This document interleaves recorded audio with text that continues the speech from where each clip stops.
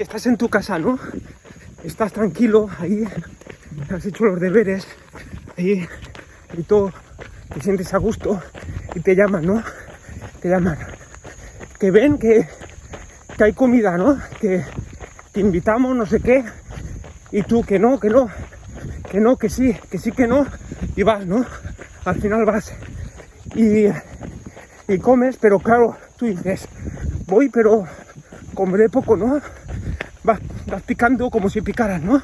Y vas charras, ¿no? Y así ellos comen, pero tú vas picando, pero poco.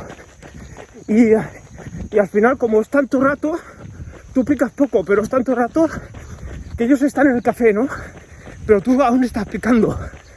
Y al final picas mucho, ¿no? Y te toca salir a quemar esto.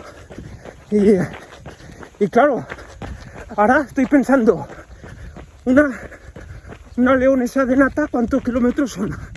¿No? Por 6. Y la coca de tomate, ¿eso cuánto será?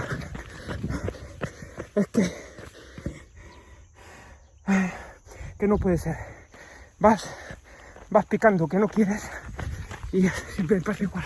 Siempre. Voy a ver si lo quemo en 2 días por lo menos, ¿no?